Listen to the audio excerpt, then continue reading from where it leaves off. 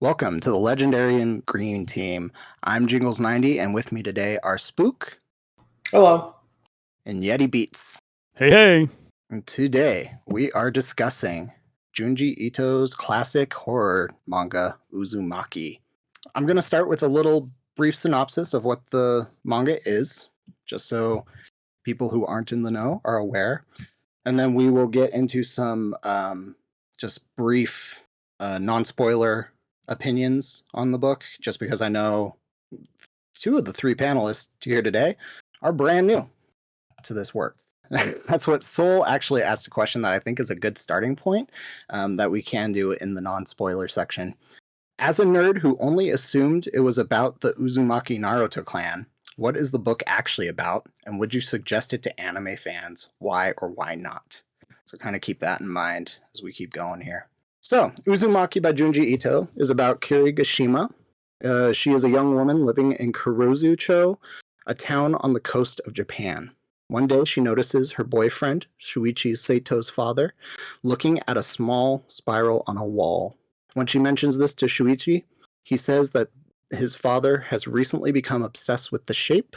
What follows is a series of twisting and unwinding oddities in the town that all seem to have to do with spirals. As the town becomes more and more obsessed with the shape, can Kiri and Shuichi discover and solve the mystery of the malevolent spiral? You'll have to read to find out, or you can listen to our spoiler section. All right, so thoughts? Yeti, you want to get us started? Yeah, definitely. So I just read this like within 2 days as when I first started reading this. And I'm not a huge manga person. My stepdaughter reads like a ton, like all the Zelda mangas and just binging through all the Dragon Ball Z mangas. So I'm reading with her now, living through that. But I've always loved horror. I mean, ever since I was a kid. And when you guys said you were reading this, I was like, yeah, I'll give it a go. And I loved it. Like, I don't know much else to describe it other than like I fell in love within the first page. And I think the beauty of this, the real gift that the author has, an artist, because I think he drew and wrote this, is that more than most books that I read, I had to keep turning the page, even though I was grossed out, I was disturbed. I read these at night all the time, but what a gift to be able, anything you read that you just have to, like, I needed to read the next page just to see what was either what was I was going to view. I mean, some of these images are just, I don't know how he thinks they'll of. stick with you. Yeah. They're still in my head even a couple days after, like I vividly. So he just has such a gift, and I really love the atmosphere of this book. I think that's like that's another really positive in his toolbox, is that he just knows how to create this dread atmosphere for each chapter. And I like the way, I don't think it's a spoiler, but the way the book's set up, it's almost like little short stories about this town each chapter, and that was just, I don't know, it was immensely readable. It was really, really easy to go through. Yeah, I think sometimes it's, especially because now you're more likely to read it as just like a full-length manga volume of just one. But this was actually broken down into 3 volumes that used to be sold separately, and then even further into the magazine, each chapter used to be its own thing. So people were only seeing this like once a month or something like that. They were getting just this bizarre chapter of this ongoing chronicle of a town. So maybe some suspense killed there, maybe not. I don't think so. But Spooke, what are your thoughts? I think it was really good. I have a penchant for horror in general, especially body horror is something I am drawn to looking at, just because I don't know why. It's just the grotesque imagery of stuff like Hellraiser and Saw and Alien and whatnot. It just draws me in. And so this entire book is that. And so it was the art that kept me flipping page by page by page as I am laying in my bed, 30 minutes before I'm supposed to be going to sleep. But the imagery is both beautiful and grotesque, and then just awe-inducing. So that's what really kind of drew me into the book, and it was very enjoyable. I wouldn't say the story is the strongest for any manga or books in general. It's something there to kind of give him a reason to draw the panels that he draws. But overall, it was great. Yeah. The way he was able to take a concept of things we see in our everyday life, spirals, and translate that to so many different ways. It was incredible. Yeah, that's a good point. And I read an interview where he said like he doesn't come up with like a story first. Like it's the image that implants in his mind and he kind of builds around that. And you could, like you said, Spooke, you can definitely tell that was the case. Yeah. That it's kind of like straightforward in a story sense. And in fact, I think it gets a little repetitive, you could argue. Yeah. But it's just overpowering how he thinks of these images and like you said, the spiral I thought was so creative, and I think we'll dive deep in the themes of the spiral. It's really interesting that he chose spirals. Yeah, I think this is definitely an example of taking one metaphor or one theme and just seeing how far you can go with it and not necessarily trying to explore a bunch of different. Well, that's not even true because he does take a ton of different aspects about this town and just kind of invokes how a spiral metaphysically and physically can approach that, right? So, yeah, I love this. I've read it a couple times now. A bunch of the images, yeah, are stuck in my head. I'm always fascinated by Ito's work. I think, you know, uh, recently Viz Media has been putting out just a ton of his stuff in hardcover, and all of the collections I've just been picking them up because it's so interesting to see how he chooses to make really anything horrific. Like he can just take almost anything at all, and they are always bizarre. They're always weird, and they're always a little bit memorable. Like you're always going to have just a little bit of that image stuck in your head. I think for this, like in particular, some of the stuff that he said was an influence to this book was like spirals are used in anime and manga to kind of make people cute. Yeah. And, like that was the whole like premise that he just wanted to see if he could make it not that and went with it. And he can. You can very much not make it. I'm not likely to forget this every time I look at a spiral. Yeah. Yeah, totally corrupted by it. But yeah, that was interesting when he said that because they're used for anime or things on like girls' cheeks or or it's kind of almost sometimes used as comedy. And he wanted to do a twist on that and subvert it, which I would have never. I never thought. I just thought spirals were like maybe a maze. I don't know. Like I never thought two things about spirals until this, and like it's inventive. So many ways he uses spirals in the things we see, either grotesque or the normal, the things I didn't even think have spirals, or I knew but didn't even. Well, yeah, I would definitely like. This is not very much a spoiler because it's the very first page, but like how unassuming that first page is, and it's a landscape like an overlook of the town. And if you look at the grass, like every single one's just spun a little bit, just already just permeating throughout. And it's not even the grass; it's the fog in the background too. It's also spiraling in. There's so much thought and detail put into every panel and every page that the more you look at it, the more you find. Like even like again, I don't think it's a spoiler, but like a lighthouse, the steps to a lighthouse or a spot. I like it didn't even connect that until like I'm finished. I'm like, oh yeah, that was also, a spot. Yeah, so he really was so creative in the use of this. For Soul's question, like I don't know how to answer because maybe you guys know more anime than I do. I don't know if I'd recommend this to anyone other than if they like horror. Like that. That's it. Yeah. That's actually exactly where I was headed. I think enjoying anime really has nothing to do with this one. I think it'll make you maybe a little more comfortable with the art style, but the horror aspect is really the thing that you got to be looking out for. And if you're not okay with body horror, and if you're not okay with very, very graphic images, this one's not for you.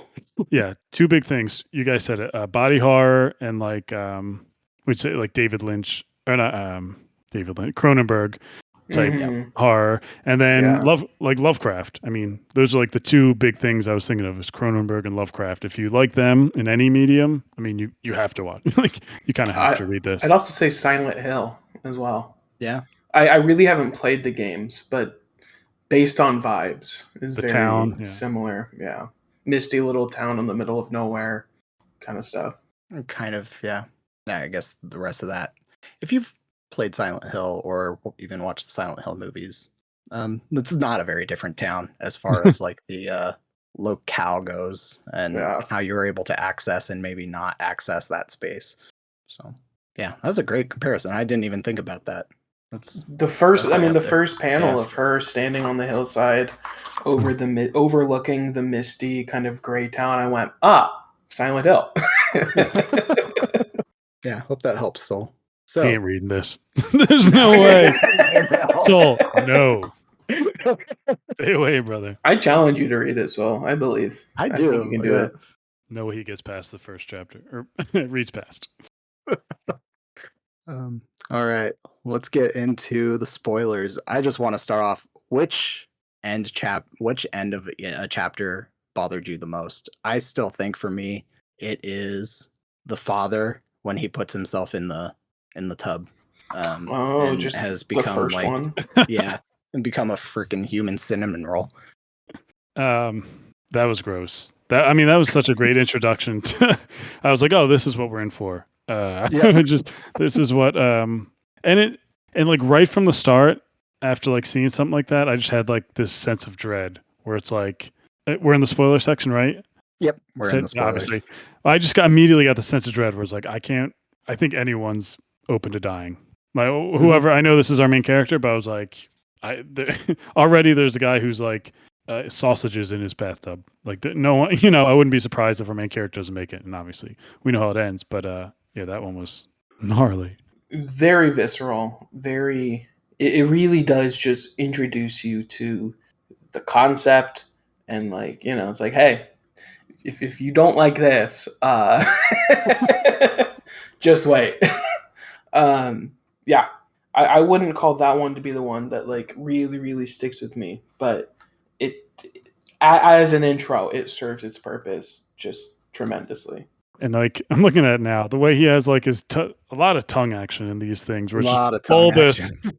bulbous in his like mouth, X and that. It's like and eyes popping, and it's yeah, it's gross. Good choice. And I really think the next, like this chapter, kind of sets the tone, and the next chapter sets the themes of spirals are everywhere. With like, oh, her fingertips, they're spirals. The cochlea in your ear spirals, and it really does. These first few chapters just do a tremendous job of just kind of telling you what to expect, and then at the same time, you're not ready as it keeps going. Yeah. And like how, yeah, that follow up was great with that, and how like characters are going to react to these things.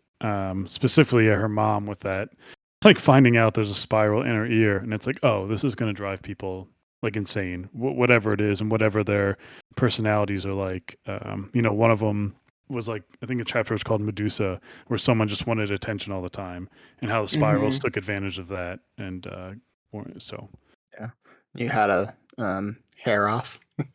Yeah. Yeah, I mean, I guess we really focused on the horror aspects, but there's times where this book is funny. Funny, Like, yeah. it's really goofy.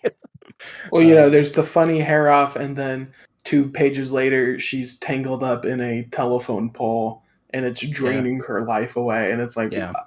what's going on? What's happening? Why? I think so. One of the ones that stood with me the most, and it's not even the most gruesome, and it's not an end chapter, but it's from the Jack in the Box one, and Sure. where the kid who's like obsessed with the girl, I can't remember their names, Kiri, I think, and we'll just keep pestering her, and she doesn't want the attention, so he jumps in front of a car, and I cannot get that image of him just like in the wheel of the front wheel, just like enveloped in that car. Yeah. You know what I mean? I don't know if it's because, a lot of this horror, like you said, like, unless there's just a creative serial killer out there, I don't know if anyone's going to turn someone into a tub in a spiral. But that one was like, where it's like, oh, that's real. Like if someone got hit by a car, that could happen. And he could look mangled and gross. And eventually he turns into a Jack in a Box from the grave. which I thought was again cool with the spiral. They used like the car springs To for create a that. spring. Yeah. Yeah, that was cool. But that's like the image that sticks in my head. That car one is just it's I can't get it out of my head. It's rough. That panel specifically with him wrapped up in the car Hmm. was the first panel that made me go, "What the?" Because we're seeing Yeah. all this gruesome stuff, but that was the first one where I just audibly was just like, "What?" Yeah. I thought it was good to like it wasn't as, it just showed like a real life type of thing too that's not as It cartoony. wasn't fantastical, which is why I Right. think why that was the one that got me. Like the Yeah. first one that really got me. Yeah. Keeps you on your toes. Yeah. Well, that's a good segue. Let's talk about the fantastical elements of this and just the reason everyone seems to just kind of be taking this in stride. We have so many situations where things just I think anyone in the real world would look at this and just be like, "What the actual heck is happening right now?" Because there's no possible way. There's no way two bodies are going to intertwine themselves because they're in love like snakes. There's no reason that smoke should be driving itself down into a pond. There's all kinds of oddities, and throughout this entire thing, Kyrie and the rest of the town kind of just seem nonplussed Yeah. about all of it. I mean, the biggest one is it's the snails. How is class still going on when your classmate's turning into a Oh, snail? You let's put know? our classmate in this little gate, and now he's Yeah. there now. But it's like after Yeah. that, anything goes. I would believe anything. And I think one of the chapters after it is the mosquitoes one with the hospital. And Yeah. the guy's like, "Hey, you need to get your cousin out of here. Something's bad." She's like, "No, she's just pregnant." I'd be like, "Whatever you say." I like anything. She could Right. be anything. I just, but it didn't bother me. I mean, it like laughably did. I was like, "This is nuts." But like, I feel like that's just like a Lovecraft type of thing where like any Yeah. type of story like this, you just kind of that's how I've read books like that and movies like that where towns or characters just kind of go with the normalcy, even though there's nothing normal about it. Yeah. I think on some level it does stick to the metaphor and the metaphysical idea of what a spiral is, right? And how Hmm. we often use it as we just let things keep happening and happening and happening, and sooner or later you're just not going to be able to control it because you just kept that momentum up, right? And it's just going to end badly. And you kind of see that through all of the stories in one way or another. Like the snails is a story about bullying and how that develops into a terrible outcome for both people. There's the love story that is pretty much just a retelling of Romeo and Juliet.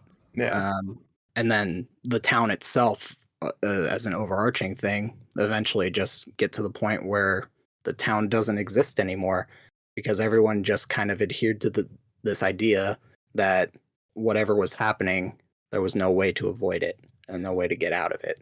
So, yeah, it is very Lovecraftian. I think Ito has said that he was very much inspired by Lovecraft for this book. And just kind of this idea of, well, I've seen it also criticized highly for being very nihilist, which I think is true.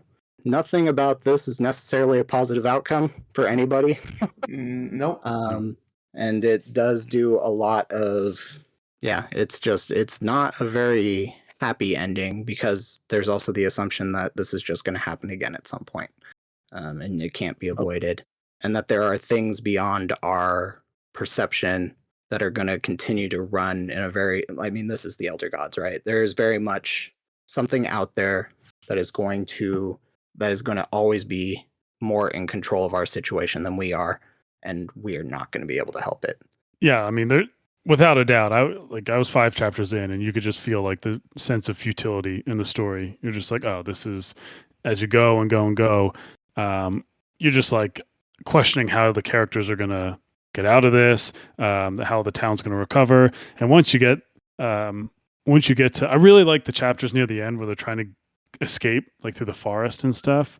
And that was like the first time I really thought like about the spiral and what spirals mean in that sense where spirals can also, they twirl out, or you could look at it, they twirl in. And I felt like that kind of mimicked what the characters were trying to do. And they're trying to get out, but the further they try to get out, they're just spiraling back into the town even more. And it did just be like, oh, this is all futile. This is an inevitability.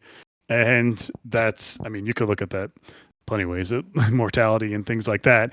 But I thought that was really creative. And I think a lot of people don't like the ending because it's kind of sudden and it's just ends and there's no happy go feeling. But thematically, I really thought that made sense. And, after they kind of give up and go together, the town goes back, it restarts, as you said, the cycle continues. It's just a permanent cycle where in 100 years or something, that a new town will rise up and everyone who was a part of it didn't even remember this happened. And they're going to have a nice town and whatever. And then again, the spiral's going to show up and this stuff's going to happen all over again with a new set of people.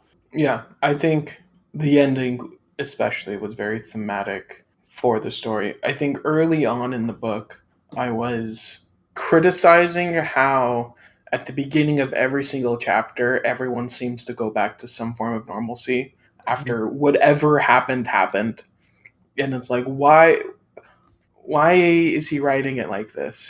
And then the more I read it, the more I kind of understood, like both with the spiral as in we loop back around to almost the start and now we're starting over again. But we're one step deeper and we're going down deeper and deeper and deeper into the center of the spiral before it ends. And the other kind of idea I was having with kind of accepting how the story was going was everyone's being entranced by the spiral itself, which is why they're all kind of accepting it because it's like they can't look away, but they don't, and it's so horrific. But they also don't want to leave because they can't help but look. And that's almost kind of a way how we look at a lot of things happening now. So much horrific stuff happens day to day, but we return to a point of normalcy, and then at the same time, we can't help but look away from the horrific stuff because our eyes are drawn to it as if it's a spiral as well. And so it's very interesting, just theme throughout the book coming from a singular idea of a spiral and how much he's able to do it both in imagery and storytelling as a whole. Yeah, that's a great point. Specifically, like people just kind of, like you said, going on with their lives because what else are you going to do? I mean, that happens. I'm not going to go into it because this is not a movie podcast, but it's one of the reasons I love Civil War. That kind of plays into that same topic where just people are going to, whatever's going on, still turn their heads or find some sort of normalcy. I will say, I think the only little pushback, the whole town is like that and it's weird, but the only pushback with the two characters we are following, where it's I forget the boy's name, but Suichi, he always had a sense of just sinister, or like he knew it was up and he was like of dread and just kind of like we're doomed thing. And then Kiri kind of always had a sense of goodness about her. There were some times where I think she should remember what was going on, but like at least she was still she would always still be worried about people and still want to help and like was cautious and things like that. And it seems like those two were always the ones that were never affected by a lot of never turned into snails or things like that. And I think there's a reason for that. And I think ultimately with the ending, I think that's what the spiral is waiting for, is to finally take both of them before they could kind of, it's kind of like a little bit with Kiri, like the, sacrifice your virgin stuff in horror movies, whereas like once he, the hurricane was chasing her, was infatuated with her. And once that happened, that's when the process could finally be complete, so to speak. I did think they separated themselves from everyone else. Definitely Suichi. He was miserable from day one. He's like, this town is effed. I need to get out of here. Yeah, that guy dealt by far with the most trauma of the entire situation. And just like his dad kind of started it, and then his mom just fell apart completely, and then he's desperately trying to help people. His story is so tragic because the one thing I will say about Kiri and Suichi is they don't have much personality to them. Like they are very much just your placeholders for the reader. But some of the imagery of watching like Suichi just collapse to this point where he's just not there anymore. He is just staring and understanding what the situation is and it's bad, but not having any way to fix it. So he's just going to wrap himself in a blanket and just kind of go with it. It's try to watch. It's rough to see. Mm. And then Kiri, also using him kind of as a moral flagpole. And I think that's one of the interesting things for me this read around was I forgot that we don't ever see Kiri eat one of the snails. It's just a text box. Mm. And she ends up doing it because she sees Suichi doing it. Right. Yeah. Which, was an interesting choice that he didn't choose to. I mean, we see plenty of people eating the snails, so it's not like it would have been. I think that's probably why he chose, because it has a little more gravitas if we just know that she did it versus actually seeing it. Yeah, I was curious what was going to happen. Like, oh, are they just giving in? And now that he's eating the snail, it's like, oh, now it's over. But it didn't really. I was confused a little bit, where it's like, oh, I guess he's still fine, but I don't know. It was very much an act of desperation for him, I think, more than. It's almost like the first step of admitting defeat and everything. Because also at the end of the book, he's the first one that gives up out of the two. Where he's laying on the ground going, I'm done, grab my hand, like, we're just give into it. And she goes, like, yeah, I'm done too. Yeah, that's true. And you're right. It felt like, processing, like when you, hopefully I never have to find this out for a while, but like with a terminal disease, like they have that like denial, then, grief, and then acceptance. And it felt like that was like his acceptance phase of what was happening, even if throughout the story he was dreading it, but he always thought, he said, we have to get out. Once he ate that, he's like, probably not getting out. Yeah. Pleasant conversation all around for this. I know. That's nihilism for you. Happy Halloween. Happy Halloween, folks. Go watch Halloween Town. You'll make yourself feel better. Yeah. Just a little bit. Well, but you were right. It was funny though. I mean, like it was so fantastical that like when they did, like they were waiting for their one friend, the one hikers, for him to turn into a snail. They had him on a leash. Like, I can't wait. This is gonna be tasty. I mean, it could be disturbing, but it was the way they like the pictures and wrote their faces. It was like you couldn't help but laugh. You're like, this is just insane. and him climbing into the shell to eat. Yeah, right. Yeah, it's like I thought he was getting eaten. I was like, oh, the So snail. did I. Yeah, I kept thinking that even this time, knowing that he's the one doing the eating, I was like, this looks like the snail like finally fought back. Yeah. Really, the snails did a lot of humorous heavy lifting. Like when her brother turned into a snail and kind of wanted to set him free, like, oh, run, like down this hill, the steep drop. I'm like, he's just gonna drop. I was like, we're just gonna see him but then but still just an image of a snail huffing away. It's like, this is absurd.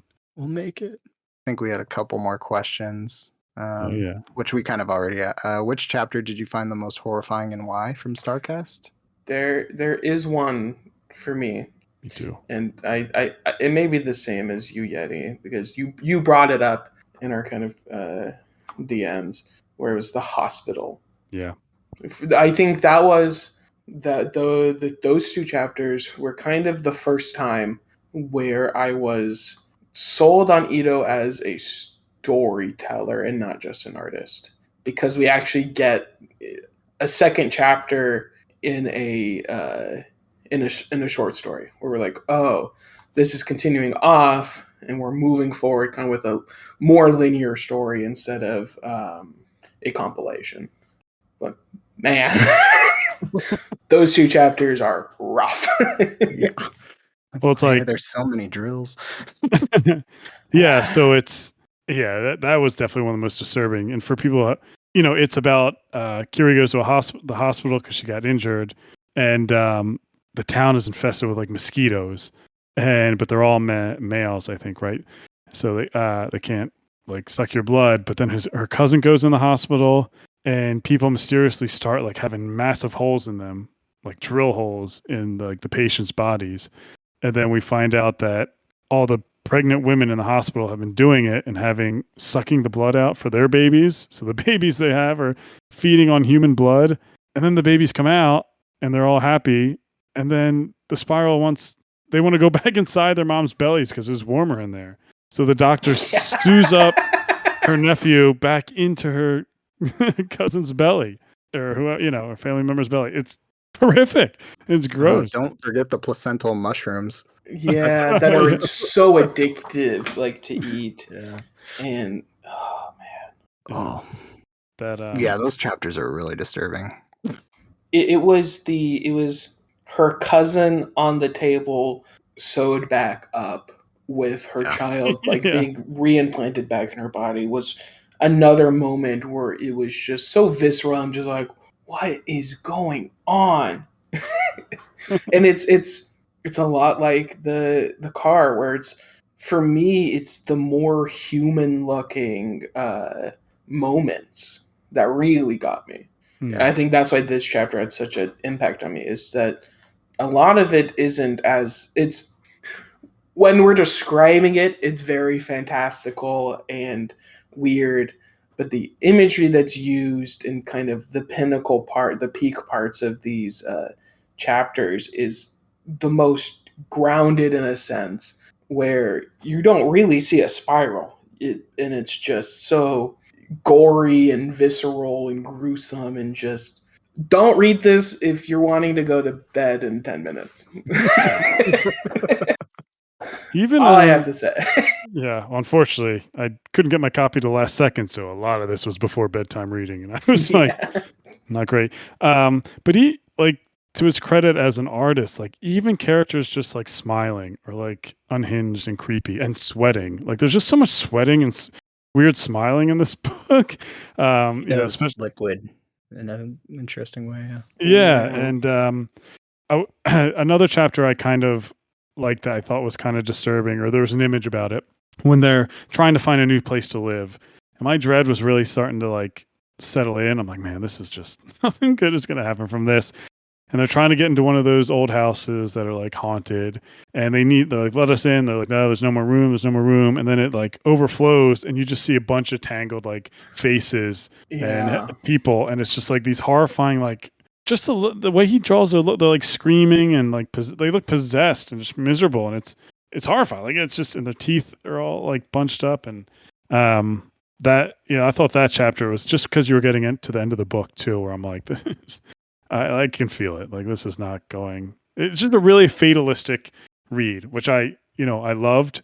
But man, it was powerful. It was really just like this is, like you said, there's no good coming from this. And it never really lifts off that. It doesn't give you a false hope that this is going to be No. okay or anything. It just kind of just keeps running its course. Only time is like when they stayed in that house, the one house they stayed in, and it was like haunted or whatever, and they were getting things on their fingers, and then they said, "Oh, once we get out of this house, they'll go away." That was the only slice where I'm like, okay, so like obviously you have to escape from the town, but it's like okay, they kind of figure it out, like they need to get away from that house and in general, but then after that, it just kept going. They're not getting out. It was like, oh, that's They're not too possible. far into the spiral at that point. Yeah. Do you think?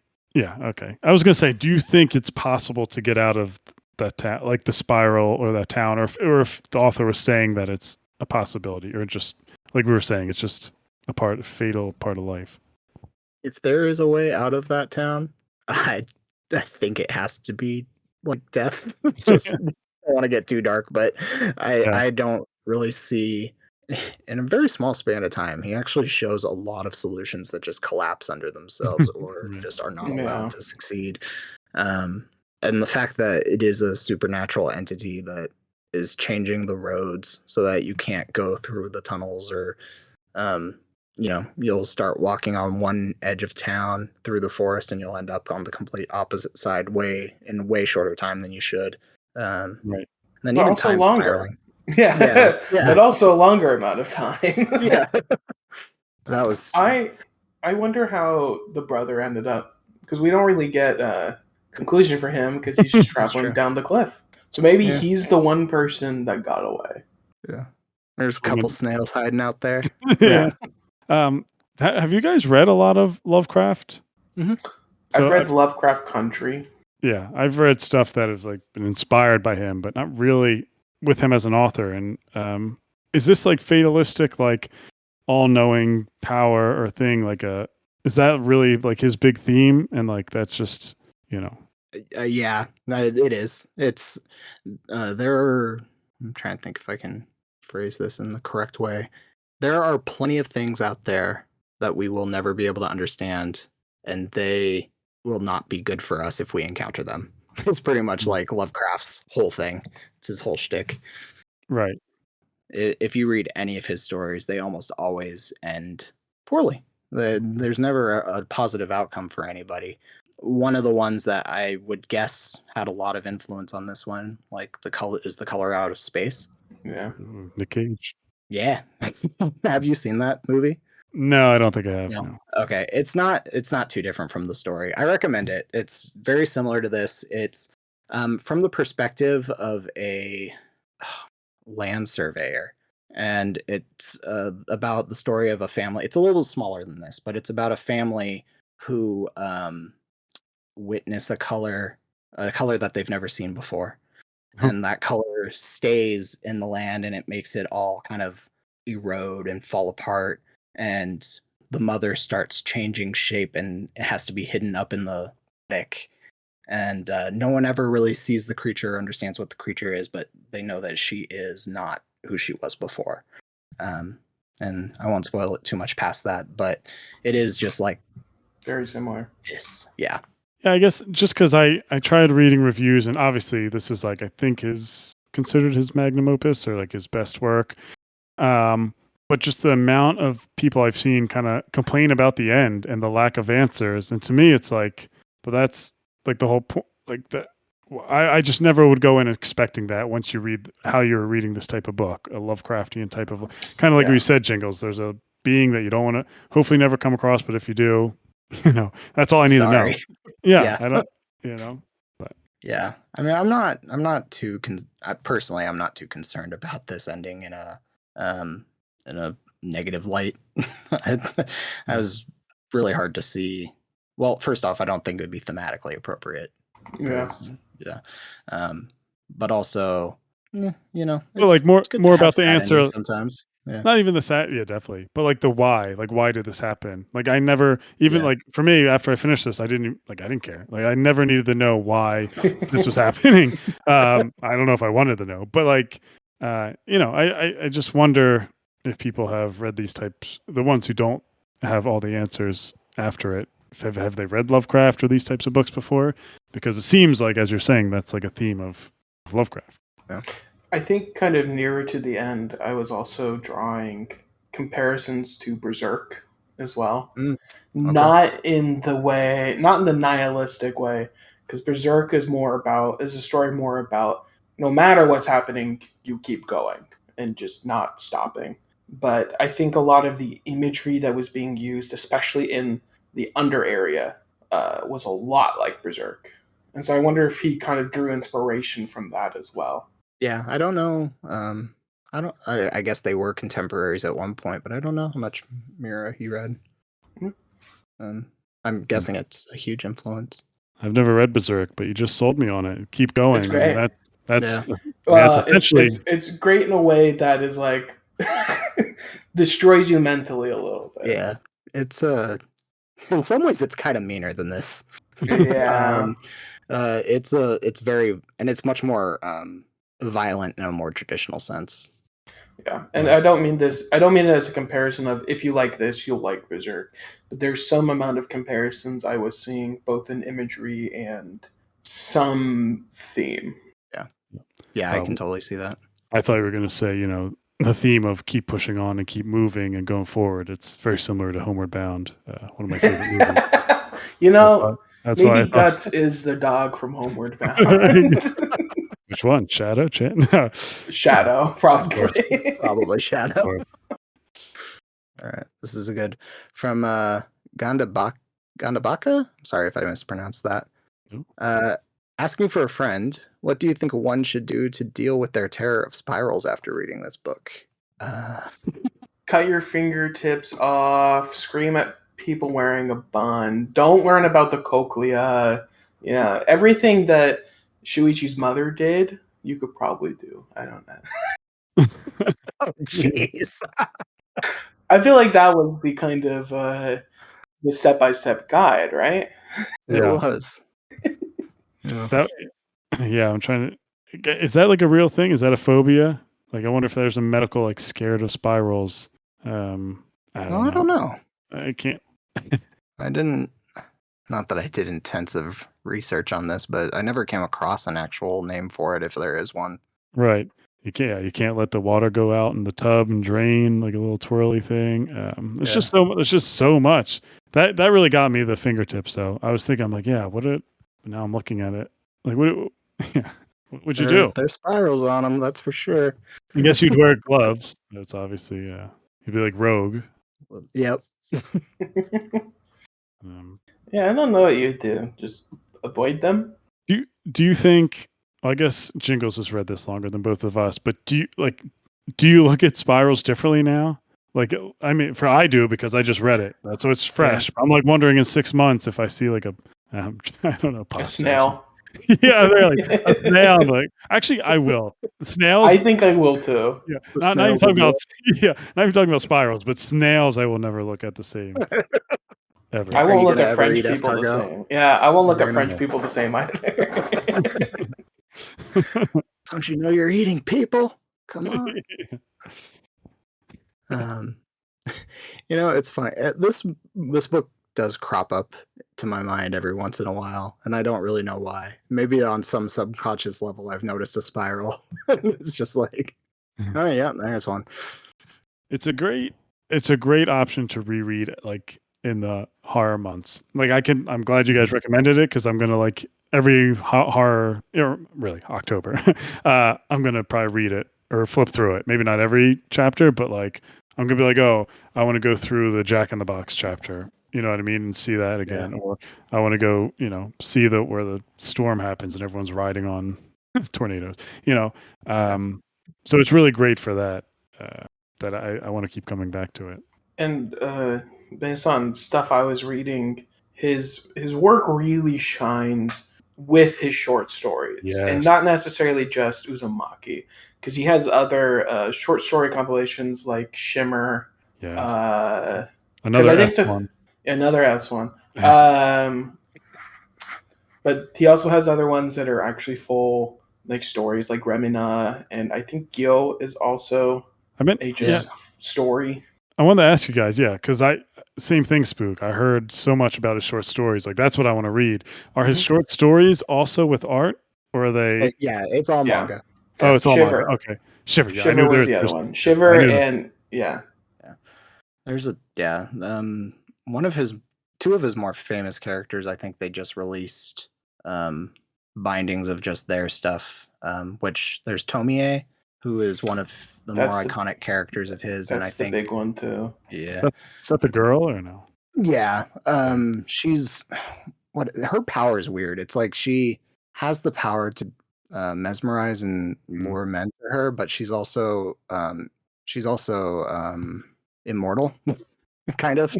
It's weirder than that, but yeah. And so like she's also just very malicious. So yeah, kind of just a weird story. I haven't read too much of her stuff, but they creep in every once in a while into the collections. And then there's Saoichi, not Shuichi, the character that we were just doing, reading. And I don't know too much about him, but it's a name that will crop up a lot. The one story that I saw multiple people talk about that was like they said was more disturbing than anything he's written was, I think it's called like The Long Dream in one of his short story collections. I was seeing that as well. And I almost want to just I want his short stories just for that. Just the way people were talking about it. I'm like, I need to be hurt. Like disturbed again. It's like a drug. I believe he also did Frankenstein, a retelling. Yeah, he did a retelling. So I'm curious how he tells that story. Yeah, I would be. Did you guys I guess I think Spooke, you had the copy I have. Deluxe. Did you read you read the last chapter, right? The bonus chapter? I did, Lost Galaxy. I wonder why I like that one. Did you read that one, Jingles? Yeah, I've read that one. Yeah. I wonder why that was cut and where that would be placed. It was similar, but I was trying to think like is this like opening up a bigger world for the spiral or what? Because it's like a whole galaxy they're finding, if that's what the being is. It was interesting. I liked it, the world building sense. Yeah, I liked it too. I don't know at what point he wrote that one, and I kind of wonder if, depending on the time of that, he might have thought he had gone too big. It's Um, pre-Medusa because she still has long hair. oh yeah, good catch. And it So also wasn't that's as pretty like early. wasn't as disturbing as the others. I mean, it's disturbing. The one guy wanted to kill her, but but like Yeah. as imagery goes, it wasn't as didn't fit in with kind of the others. It could be why that was left out because it's more of a the people are the bad guys and not necessarily the disfigurement, the spiral. I don't know, but And it could brought be. it out brought it outside the town too, you know, where everything Mhm. was like town centered. This was like galaxy centered. Yeah. So I did also his afterwards. Comment. too. I was like, what's going on right now? Is this like an inside joke? I don't know how many people we have left at this point, but it's pretty well known that Junji Ito is like one of the happiest dudes on the planet. Yeah. And like he loves his cats, and he actually has a lot of comical manga centered around his cats. Hmm. And I do like that his comedy kind of got in a little bit more in the afterwards. Of course, you know, any great horror writer has a great sense of humor and likes comedy. They have to. I mean, you know. Yeah, How you are have you to. gonna deal with that? You know, Yeah. Anyway, Spook, what were you gonna say? I would say tell the people who have decided to listen all this way and haven't read Uzumaki, if you do read it and you get to like the last bit and you get to the ending, put it down for a couple days because I think I liked the Lost Galaxy. I enjoyed the little end notes. I think I would have rather sat with the ending of the story and then kind of gone back and like, okay, let me read these because it's a weird feeling getting to the ending of this, and it's like you're thinking about it, and then you turn the page and it's like, okay, let me read this next chapter that takes place, whatever, and it just kind of it dulls the sense of the chapter that you're reading. Um, yeah, I wouldn't recommend reading the ending and then going into the extra. Just sit with it. 100%. I that's a great point. Not even so much the lost chapter, but definitely the comical thing with him as himself. And like it's Yeah, like comical, and I'm like having existential dread. I'm like, what is going on? I was like, I yeah, can't be having this right now. I need it was a whiplash of like this is weird. Yeah, it was. Yeah. I am grateful that they at least, because I'm pretty sure each one of those was for when the deluxe edition was 3 separate volumes. I am very appreciative that they chose to not put those at those breaks, Oh yeah, yeah. because that would have been I'd been bizarre. confused. Yeah. All right. Well, guys, we made it an hour. We did it. Hey, Yeah. We managed to talk about this as long as we do other books. that Which, it if you ever pick up Uzumaki, it looks thick. It looks like one of those big, like rivaling some early Brandon Sanderson works. 10 years It's ago. also really early Brandon Sanderson works. it's a novella for him now. This manga you'll fly if you're invested. You'll fly through it in like a couple hours. Yeah, it's a 3 to 4 hour read. It could be longer because the spirals are mesmerizing. Yeah, you'll never know how long you Yeah, actually real were time, gone.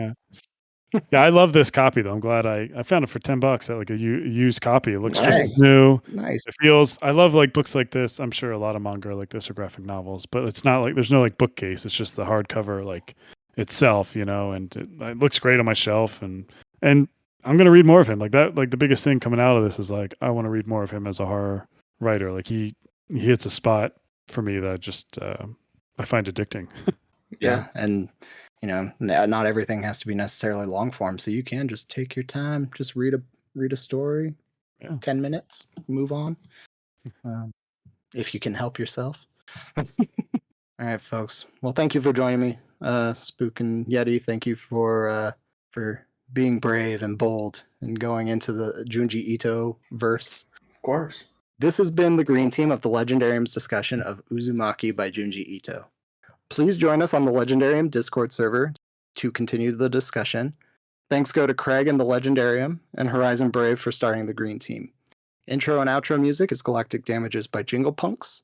For Spook, Yeti, and myself, until next time, Thanks for listening. Thank you. See ya.